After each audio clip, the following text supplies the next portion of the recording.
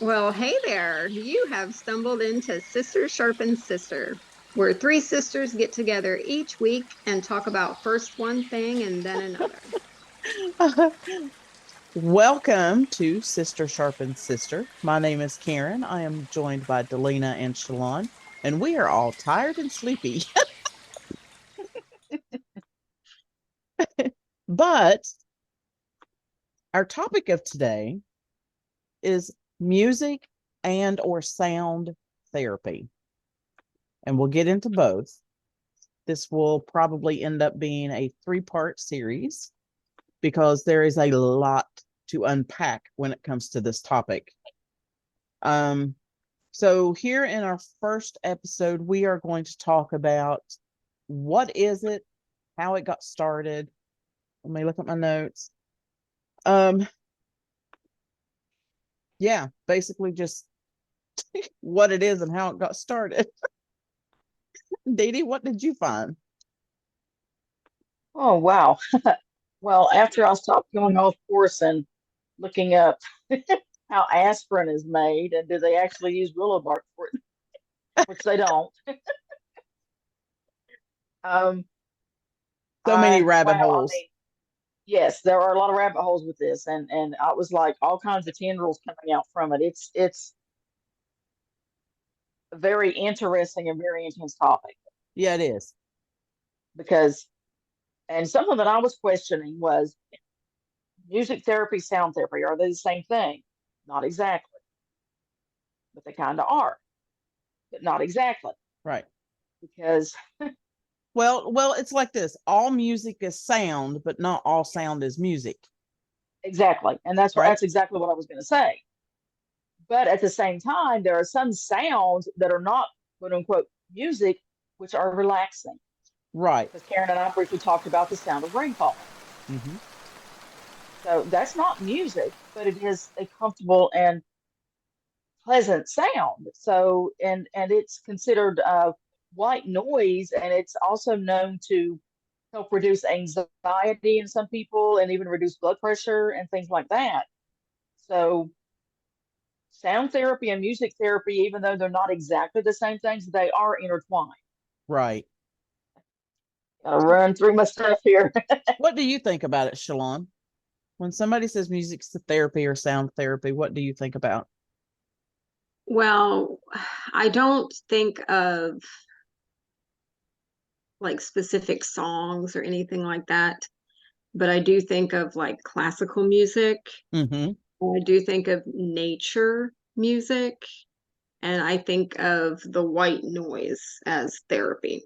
Mm-hmm. Um, but I will tell you that when I turn on a nice beat music in my house and tell my girls to go clean, they clean better. Yeah.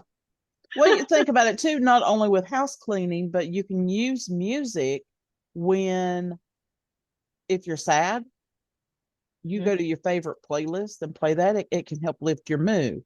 Or For sure. if you're angry, it can help calm you down. If you're trying to get through a workout and you put on something that's got a good drive to it, you can power through it and do a lot better. Yeah, exactly. Exactly. And everybody is different in that aspect, Mm-hmm. especially with the music in the workout. Yes. Yeah. A Mhm. lot of people like contemporary music, pop. Hmm. Mhm. Some people prefer what is that? Uh Dubstep. Dubstep or electronic dance music. Um some people prefer like the harder rock. Hard rock. Yeah. Yeah. Mhm. For some So people, it depends on what they're doing. If they're doing cardio, they're going to want something upbeat and fast and moving and get them going, get them going. And for those people, when they're doing weightlifting, they might want something that's a little more subdued, but yet strong.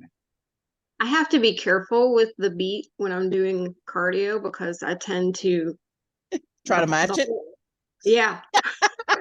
Right. I Well, try to and the because of people marching that I've band, I talked to try to about get it, on beat. Yes. well, yeah. And the people that I've talked to about this particular kind of thing, that's what they say is they want the upbeat, faster music because it can help them Yeah. move at a faster pace. Yes. Well, That's yeah, what I they're know, trying to but do. that would kill me. Well, I know some people, it may not be the best thing for them. I tell you what, I love what you and Gemma did for your workout the other day, and you showed her a jazzercise routine. I did. I showed her like 4 jazzercise routines, and she I about fell laughed. over. I laughed so hard, and Arnie was just dying. She had no clue what she was in for. No, And she because didn't. I did not know. And she complained more about just those 4 or 5 jazzercise routines than she does about Joel's workouts. Exercise is not easy. No, Hashtag it's Joel not. Freeman. Yeah. But well, that's the thing though, too. It's like it's dancey. And it wasn't like the dance workouts that we had already done where you learn a little bit and then you stop and then Right. you do what you just learned and then you add on. With jazzercise, you just go. Go through it. Yeah. Yeah. Yeah. And I will So, say that after being a jazzercise instructor and then moving into working out that doesn't have music in it, that was a huge adjustment for me. yeah. Yes. I It found was that hard too. motivating. Yeah, I was not as motivated because I didn't have the music in my ear. Like I would Right. stop. When I first started working out again after having Anna, I would do the 21-day fix with the minute long intervals, but I would quit like before the minute was done. But when I had music playing, I would finish them more. Yeah. Hmm. I mean, you can play your own music with those workouts, but they do have a playlist too. Well, yeah, I Hmm. know, but I usually work out in the morning, so everybody's usually asleep. Right. So the less noise, the better. That's where your earbuds come in. Like you can play something through your phone while you're watching the workout on your tablet or on the TV. Yeah, yeah. Then your earbuds start falling out because you Oh, get all sweaty. sweaty. Yeah. All right, Dee Dee, what you got? Well, of course, I looked up what is music therapy, and I Right. found a few different places to go and look. Yeah. Cleveland Clinic says that music therapy is the use of music and or other elements of music like sound, rhythm, and harmony to accomplish goals like reducing stress and improving quality of life. A healthcare provider called a music therapist talks to you to learn more about your needs, music preferences, and experiences, and designs each session specifically for you. They also elevate your progress each step of the way, and they work with you and may work with your other healthcare providers to coordinate your care. So that's music therapy. And in this one, the way the Cleveland Clinic described it is it does include like sound, rhythm, and harmony. So it's not just the one thing. I think it's interesting that you said music preferences because immediately I thought, well, because I don't prefer like heavy metal, would that not have the same effect on me as it does somebody who does prefer heavy metal? Apparently, it's going to have a different effect. Well, I'm not sure. Medpark Hospital, their website says music therapy can incorporate various genres of music, depending on the preferences of the individuals receiving music therapy. Music therapy encompasses a gamut of musical styles, classical, pop, jazz, and any other genre. So This is they when music therapy is using specifically music and not just sound. Sound. Yeah. okay. So when I was looking through things, I came up on this PubMed article from the National Library of Medicine, and it is titled, hang on, I'll tell you what it's titled. Music Medicine, Healing and the Genome Project. It talks about how Greek physicians would use music to heal their patients. They used vibration to aid in digestion and to treat mental disturbances and to help induce sleep. Aristotle, this is in the 3rd century, wrote that flute music could arouse strong emotions and purify the soul, is what he said. And ancient Egyptians described musical incantations for healing the sick. And it also talks about music through the Bible, and we'll get into that in one of the episodes of this series. But there was this guy whose name I'm going to butcher. Diogel, Diogel, in the late 1700s. This was in Paris.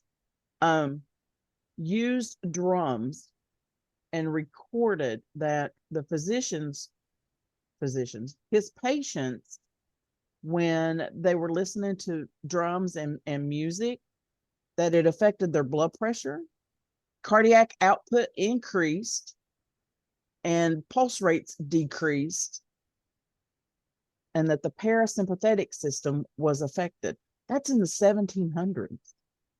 Well, you know what? I remember reading something once upon a time. I forget where I read it, but when the Celtic warriors would go to war, they would have war drums. Say again. They would have The what? When the Celtic warriors would go to war, they would have war drums to get them Drums. psyched up. Yes. Yeah. I thought you said groans at the beginning, and I was like, yeah, I guess everybody has a war groan, but what is that? This article also says, why do we like music? And that was a question that I hadn't considered. But why do we like music? Mm-hmm. Right? Why do you like music? Not a rhetorical question. I'm generally interested. Oh, Okay. Dee were over here Well, I don't listening. know. Sometimes it's I like the nostalgic feeling of music. It brings back memories. Yeah. Yes. Yeah, sometimes that's good. Sometimes it can be relaxing, for me, depending on the music type. Um, Sometimes it's just plain up, straight up entertainment, Yes. bored or something. Like going to concert even, Right? Yeah. right? But Yeah, watch a Mm. yeah. I mean, performance. mhm. Says that music is part of the cycle of natural life. Music is based on rhythm and harmony, and so is human life. And I said, rhythm and harmony. That sounds like a routine, Mhm. right? So Yep. whenever we want to be healthy, or whenever we get out of high school or college and start our first job, we've got to get into that routine of getting up and taking a shower and getting dressed and driving to work and actually doing the job, Mhm. right? These are Yeah. all different routines. It also says day and night, seasonal changes, and all physiological and biological functions are rhythmic. We sleeping, eating, menstrual cycles. Hopefully, you're regular in your menstrual cycle. Walking, talking. People have different rhythms to their speech, Mhm. and all functions of life are rhythmic. Mhm. There are persuasive theories that suggest early man's speech, like naturally occurring sounds of rain or tall grass blowing in the wind, that their speech was sing-song, like it was sung. Like children will sometimes Mhm. do the sing-song kind of speech. They believe I've that. got a 12-year-old who does that all the time. You see everything. That There is one. a rich and complex connection between science and music, from its mathematical structure to the physical way instruments create sound. Mm-hmm. Science even underlines our varying emotional responses to music in cultures worldwide. Yeah. And people who are musically talented, those that can sing and play the piano and guitars, they are their part of the brain that is activated while they're doing that is the same part of the brain when it comes to somebody doing science and math. Yes, and I mean, you use fractions in it because you have whole notes, you have half notes, you have quarter notes, you have 16th notes. That's fractions. That's That's fractions. that's math. Yep. Math is universal too. I've often thought that uh, God speaks math. What language does God speak? God speaks math, The because problem is most of us don't. most raise his hand. Yeah. I got burned on math in the third and fourth grade, so yeah. Math and music are intertwined, and so is sound, because sound is actually a scientific term. Yeah. Yeah. Okay. So you're talking about science. Let's talk a little bit about physics. There's something called entrainment. Entrainment. Entrainment. Watched a video on YouTube, and it was this guy giving a TED talk, and he was talking about he said that when he was a kid, he lived on a farm, and they had honeybees, and they would go into this shed to extract the honey from the comb, and there was a machine that they would use, and he said inevitably honey would get on the belt of the machine, and it would start to squeak, squeak, squeak, squeak, squeak. He said if you stayed out there long enough, you would start hearing crickets while he's using the machine. Squeak, squeak, squeak. He noticed as a kid that the crickets would match the rhythm of the squeak in the machine. Mhm. That's entrainment. Mhm. There is bio. Like lightning bugs. Yes. Yes. There's something called biomusicology, and entrainment in biomusicology is when organisms synchronize to an external rhythm, like with music or dance, or like crickets or lightning bugs. Mhm. And then there's just regular biology. It's when an oscillator interacts with, when two oscillators interact with each other and they synchronize their oscillations. It occurs to coordinate processes from the molecular to the organizational level of human biology. You know what that makes me think of? What? When a baby is born and you put it on the mama's chest Yes. to Yeah. to sync with the mom for the heart rate to regulate, Mm-hmm. blood pressure, even blood sugar, respirations, all of that. Mm-hmm. It also I made, wonder. yeah, I thought that too, was newborns, right? Yeah. I also thought too is when two people get together that are meant to be together, right? A husband and wife, and I'm talking specifically about me and my husband. Okay? Because I tried to match a rhythm with two other people in a marriage, and it never worked. But ours works, and it works well. It works so well that people within our church have come up to us and said, I want the relationship that you have with your husband. Aw. Yeah. I mean, it's just, yeah. And to me, it's not only is it God given, but it's natural biology because we think with one another so well. Mhm. I wonder if all of this that you're talking about in biology in the human body, I'm wondering, and it's just popped into my head as you all were talking, is that if somebody gets like a heart transplant, I wonder if that has any effect to it. I wonder Yeah. if that can correlate to the person suddenly craving the favorite food of the person whose heart they Right. received. Well, Yeah, I mean, that's what I was thinking about. the person who's receiving the heart they're giving up may not have beat in the same rhythm or that the heart they're receiving did. So, I Right. mean, Yeah. I wonder if, Yeah. It's, all of this is, I had, like, for the past 4 days, I have been aggravating Arnie to death talking about this because it is so fascinating to me that this it can is. happen, that somebody can produce music that they have actually measured and monitored brain waves to see the difference Hmm. in the brain waves. Hmm. It's amazing that sound can do that. And it is awesome and frightening that everything in existence was spoken. Hmm. Sound. Sound. Sound will Mm, cause an avalanche. yeah.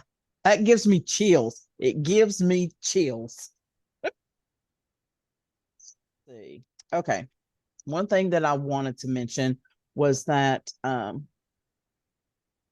the guy that was talking about the honey and the crickets and all that good stuff, he actually wrote a song with music, not just sound, but it was a musical song that he used in his clinic. He was a doctor of some kind. He used in his clinic to help people calm down. And he said, I also found out that I can just use one tone to do the same thing. 40 hertz.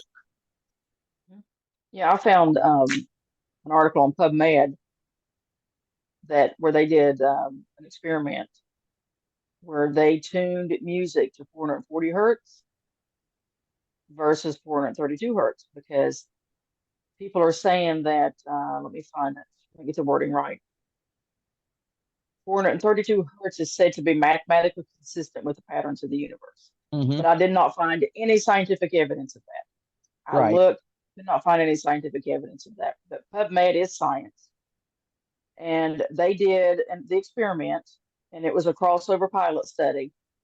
The context on the article that I read says the current reference frequency for tuning musical instruments is 440 hertz. Some theorists and musicians claim that 432 hertz tuning has better effects on the human body, but there are no scientific studies that support this hypothesis. The objective was to identify differences in vital parameters and perceptions after listening to music at different frequencies. The two they picked was 440 and 432.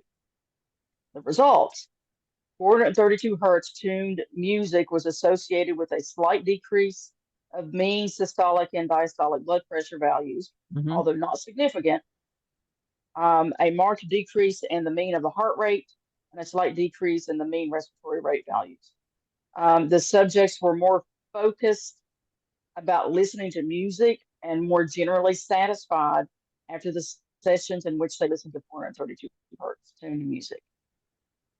So the data suggests that 432 hertz tuned music can decrease heart rate more than 440.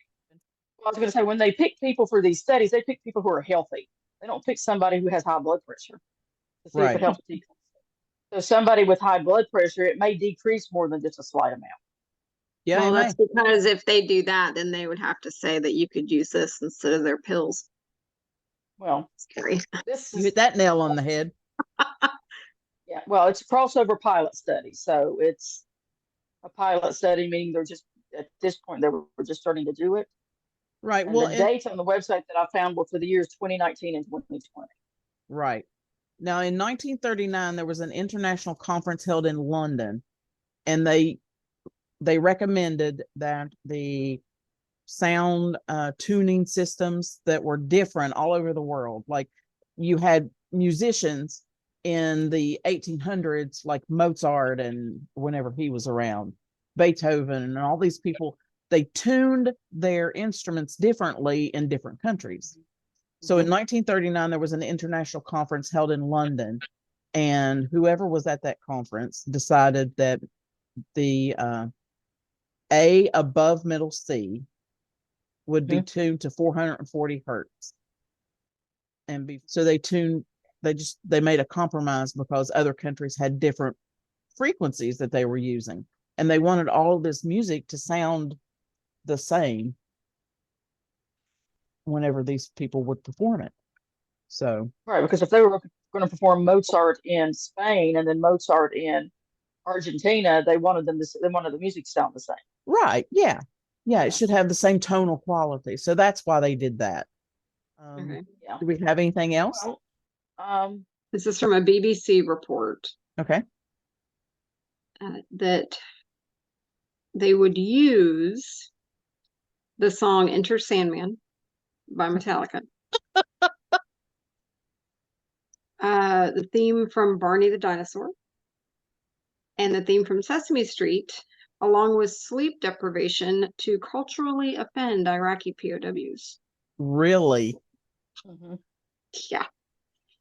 Yeah. And then, let's see, in 1989, when the United States invaded Panama, Miguel Noriega took refuge in the Holy See's Embassy on December 24th. Do you remember hearing this? Mm-hmm. Yeah. Do you know what I'm going to say? I know. Yeah, I know what you're talking about.